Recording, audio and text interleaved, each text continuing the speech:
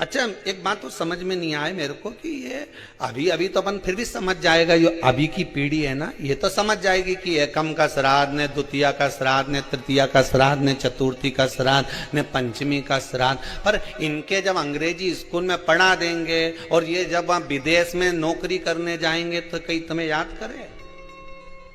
अरे बोलो तो सही, निपटा हुआ के कौन याद करेगा कि हमारा पिताजी एकम के गया, काका जी ने दूज के गया था, तीज के गया था। अब तुम वो अपनी पत्नी के भी थे कि वो दूज का श्राद्ध है हमारा दादाजी का, तो पत्नी बोले कहाँ की दूज, और बोल भी मत देना दूज, नहीं तो वो दूज, तुम दूज बोलो वो दोचे, वो कहाँ की दूज, मैं तो पहचानू ही नहीं है दूज के। पति बोले फर्स्ट सेकंड, हाँ तो ये सेकंड कब सेकंड, तो पति फिर समझाए शुक्ल पक्ष का कि कृष्ण पक्ष का कि ऐसा के। अब पढ़े लिखे बच्चों को कौन समझाएगा कि ये दूजे की तीज है। इसीलिए कथा कह रही है शरीर चले और तुम्हारी घर में चले तब तक पुण्य कर लो दादा, नहीं तो सेकंड और फर्स्ट में फंसा देंगे।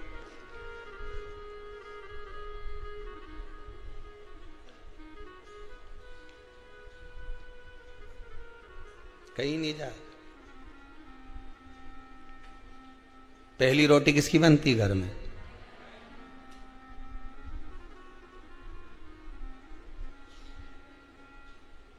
पर जिसके यहां बहुत जल्दी रहे, नहीं मेरे को जाना, जल्दी रोटी बना, उन्होंने कहा अभी बना के ली ने 2 पराठा, और वो पहले नंबर का पराठा ही ले जाके दे दिया।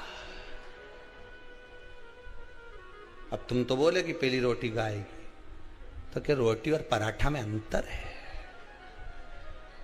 पर यह शास्त्र के कि तवा पे तो डली नहीं, कढ़ाई पे तो पड़ी नहीं, मतलब जो पहली बनी वही पहली जाना थी। पर के अब उनके जल्दी जाना था तो रोटी, अब किसी ने कथा में कह दिया कि बता हमने तो सियर वाला महाराज का मुंडा से सुनी थी कथा, उन्हें कहा था कि पहली रोटी गाय के देना चाहिए, तुमने पहला पराठा बना के उनके गाय खिलाया, तो क्या गई गौ माता से कम है कहीं? गौ माता पहली रोटी गाय को दे दो। 16 श्राद्ध में, श्राद्ध पक्ष में जो लोग गया जी नहीं जा सकते, ब्रह्म कपाली करने नहीं जा सकते, किसी जलाशय पर जाकर तर्पण तिलांजलि नहीं कर सकते, तो गरुड़ पुराण कहती है 16 श्राद्ध में 16 दिन तक गया फाल्गुन नदी का पूरा पुण्य, गया सुर का मुख का हस्त कमल का पूरा पुण्य गाय माता के मुख में आकर विराजमान हो जाता है। 16 श्राद्ध में गाय को एक रोटी अगर दी जाती है तो गया जी में पिंड दान करने का पूरा पुण्य फल जीव को प्राप्त हो जाता है, जीव को प्राप्त।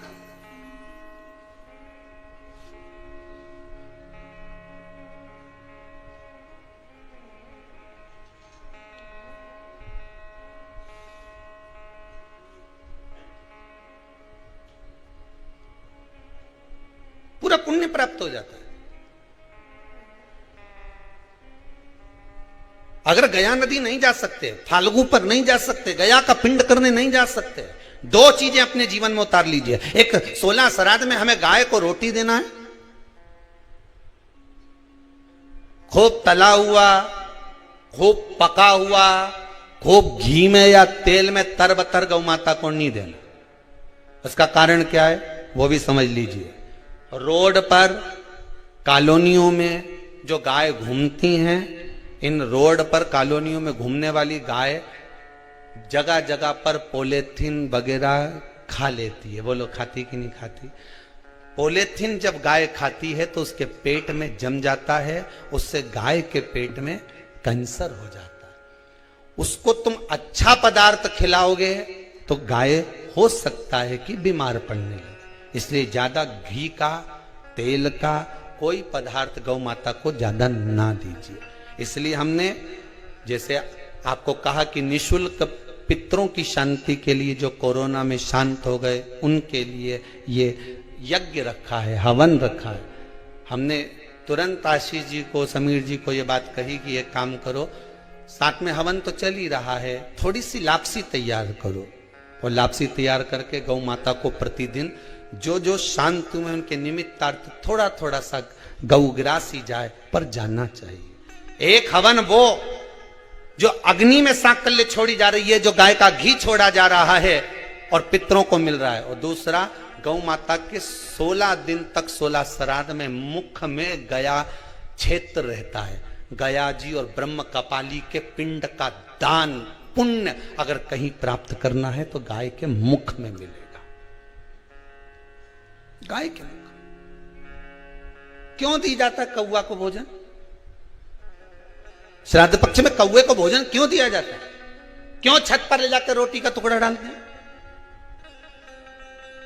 काशी, कांची, अवंतिका, अयोध्या आदि जितने पावन क्षेत्र हैं, जगन्नाथ, द्वारका, रामेश्वरम, बद्री नारायण, जितने जितने पुण्यशाली क्षेत्र हैं, मथुरा आदि जितने, वृंदावन आदि जितने पुण्य क्षेत्र हैं, शिव महापुराण की कथा में, स्कंद पुराण में लिखा है कि जितने पुण्यशाली क्षेत्र हैं, सारे पुण्यशाली क्षेत्र, चाहे चित्रकूट हो, अयोध्या हो, काशी हो, उज्जैनी हो, त्र्यंबकेश्वर हो, जितने पुण्यशाली क्षेत्र हैं, सारे पुण्यशाली क्षेत्र में पिंडदान होता है। बोलो मालूम है कि नहीं आपको? मालूम? सब दूर तर्पण होता है, सभी जगह पिंड होता है, सभी जगह तर्पण होगा, पिंड होगा। तो श्राद्ध पक्ष में तुम इतनी सारी जगह जाकर तर्पण कर सकते हो क्या? जम के बोलिए, नहीं कर सकते। इतनी सारी जगह जाकर पुण्य कर सकते हो क्या? नहीं कर सकते। इतनी सारी जगह जाकर तुम ब्राह्मण को भोजन करा सकते हो क्या? नहीं। इतनी सारी जगह जाकर ना पिंड दे सकते, ना तर्पण कर सकते, ना पुण्य कर सकते। अब ये 16 दिन में इतने तीर्थ कितने हजारों में तीर्थ, इतने तीर्थ में जाकर कहां पुण्य करोगे, कहां पिंड दोगे? तो उसका एक निर्णय निकाल दिया कि पितरों के देवता आर्यमा कौवे पर बैठते हैं। काय पे बैठते हैं? कौवे पर। तो एक काम करो, जब हम पितरों के देवता आर्यमा कौवे पर बैठकर पितृलोक से 16 दिन जब भ्रमण के लिए निकलते हैं तो घूमते हैं, तो क्यों ना एक काम करें कि कौवे के लिए भोजन छत पे डाल दें। हमारे छत का कौवा जब अन्न का भाग ग्रहण करेगा, पितरों के देवता को बिठाकर जब घूमने के लिए निकलेगा, तो जहां जहां घूमने जाएगा, जब जब बीच में कोई तीर्थ पड़ जाएगा, तो वहां के पिंडदान का फल हमको मिल जाएगा। इसलिए कौवे को भोजन कराया जाता है।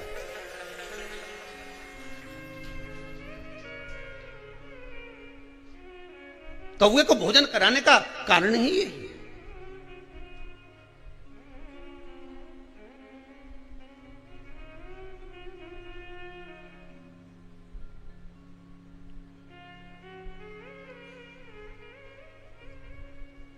अभी गणेश जी विसर्जन हुए, गणेश जी को जल में विसर्जन किया, तो आपके मन में प्रश्न तो खड़ा होगा, आया तो होगा कि गणेश जी के 10 दिन तक बिठाओ, नित्य पूजन करो, ने पाठ करो, ने अर्चना करो, ने 10वें दिन इनके विसर्जन कर दो, और वो भी पानी में कर दो। पानी में विसर्जन करो।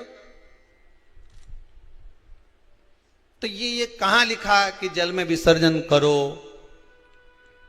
श्रीमद् भागवत पुराण की रचना जब वेद व्यास जी महाराज करने के लिए बैठे, वेद व्यास जी ने सुखदेव जी से कहा कि मैं मंत्र बोलूंगा, मैं श्लोक बोलूंगा, इसको लिखेगा कौन? तो सुखदेव जी ने बोला गणेश जी से विनती करो। गणेश जी से कहा कि आप लिखोगे? गणेश जी बोले मैं लिखने को तैयार हूं, पर बोलते बोलते तुम रुक गए तो मैंने भी लिखना छोड़ दूंगा, उसके बाद मैं भागवत को विराम दे दूंगा, मैं आगे नहीं लिखूंगा। अब वेद व्यास जी बड़े चक्कर में पड़ गए, क्या करें?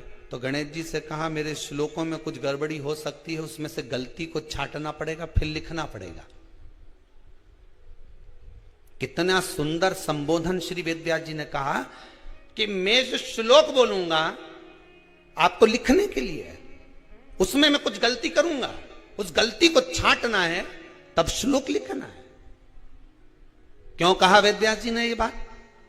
गणेश जी भगवान है, वेद व्यास जी कहते हैं मैं तो संसारिक मनुष्य हूं ना, गलती तो कर सकता हूं। गलती कौन करता है? जम के बोलो भगवान गलती करता है क्या? नहीं, गलती कौन करेगा? मनुष्य। गलती मानव करेगा, गलती मनुष्य करेगा। और गलती करने के बाद अगर हमसे अपनी जिंदगी में कोई गलती हो जाती है तो एक बार क्षमा मांगने में कुछ जाता है क्या? प्रणाम करने में कुछ जाता है क्या? निवेदन करने में कुछ जाता है क्या? नहीं। गलती हो गई मुझसे, तो गणेश जी आप गलती को छांटना, लिखना। गणेश जी महाराज लिखने बैठ गए। लिखते लिखते लिखते लिखते 10 दिन हो गए गणेश जी महाराज को। शरीर में ताप पड़ने लगा गणेश जी महाराज के। वेद व्यास जी ने गणेश जी के हाथ का स्पर्श करा तो शरीर तो तप रहा था। वेद व्यास जी ने वहीं पर श्रीमद् भागवत के श्लोकों को विराम दे दिया। अब नहीं बोले। गणेश जी लिखते लिखते लिखते लिखते लिखते लिखते थक गए, ताप पड़ गया, शरीर गर्म हो गया। वेद व्यास जी ने कब करूं क्या? 10 दिन से लिख रहे हैं और शरीर पर ताप पड़ रहा है, करा क्या जाए? उन्होंने गणेश जी का हाथ पकड़ा, उठाया और कहा चलो प्रभु हमारे साथ में। वेद व्यास जी गणेश जी को ले गए और ले जाकर शीतल जल में श्री गणेश जी महाराज को बिठा दिया। गणेश जी को पानी के अंदर उनको विराजमान कर दिया कि अब आप ताप को थोड़ा ठंडा कर लीजिए। शीतल जल में बिठाया। उस दिन से नियम हो गया कि 10 दिन गणेश जी बैठते हैं और फिर उनका विसर्जन होता है पानी के अंदर, जल के अंदर, शरीर का ताप मिट जाए। तो गणेश जी ने वचन दिया है वेद व्यास जी महाराज को, आपने मेरे ताप को मिटाने के लिए मुझे जल में बिठाया है। जो मुझे जल में विसर्जन करेगा मेरा ताप तो मिटेगा ही, साथ में जो मुझे जल में विसर्जन करेगा उसके जीवन के भी ताप को मैं मिटा दूंगा, उसके जीवन के ताप को मैं मिटा दूंगा। ताप मिटा दिया।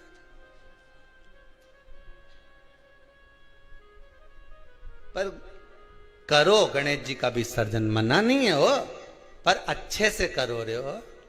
अब मैं छोरा छोरी तो निशाना लगा है, वो हमारा गणेश जी जई दिया, वो महाराज सबसे आगे पहुंचा तो इधर वाला ने इधर से फेंका, हो गया। ये हमारे धर्म की हंसी उड़ा रहे हैं, ये हमारे धर्म की हंसी है।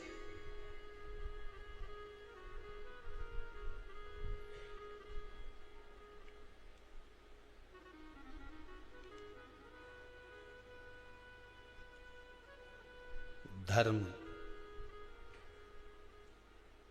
को बचाने का प्रयास एक हिंदू ही कर सकता है।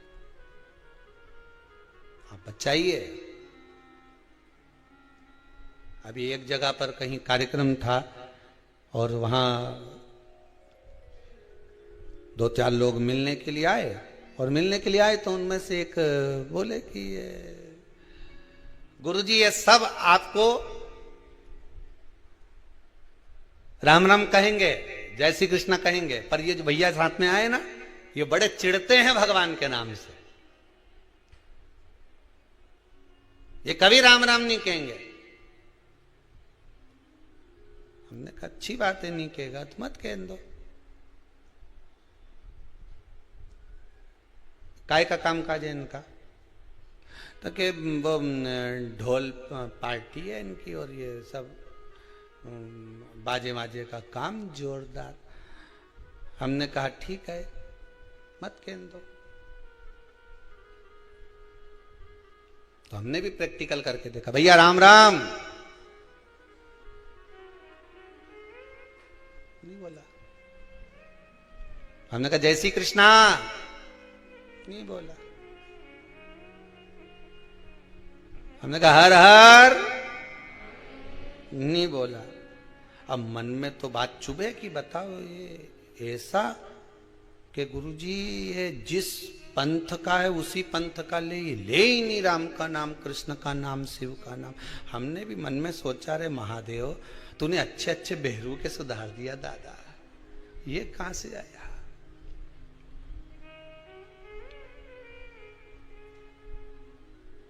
अब अभी गणेश जी का विसर्जन था, तो हमने कहा जाओ उसी के यहां का बैंड बुक करके आओ, और बैंड बुक करके आना, और जितना मांगे उससे 2000 ज्यादा देना। और 2000 ज्यादा दिया, वो बैंड पे आए अब वो हमने छोरा उनसे किया, जाओ जरा बोल के आओ कि पापियों के नाश को, धर्म के प्रकाश को, राम जी की सेना चली, जरा भजन गा। वो माइक दिया, उन्हें गाया। हमारे साथ में जो चल रहा था जो कि राम नहीं बोले, हमने कहा बोला, राम बोला, राम बोला। तो उसको गुस्सा आ गई, जिससे हमने कहा कि वो राम बोला। तो ये तुरंत उसके पास गया छोरा, क्यों रे तू तो राम जी का नाम नहीं लेता था, अब कैसे लिया? पैसा मिला है तो बोलना तो पड़ेगा।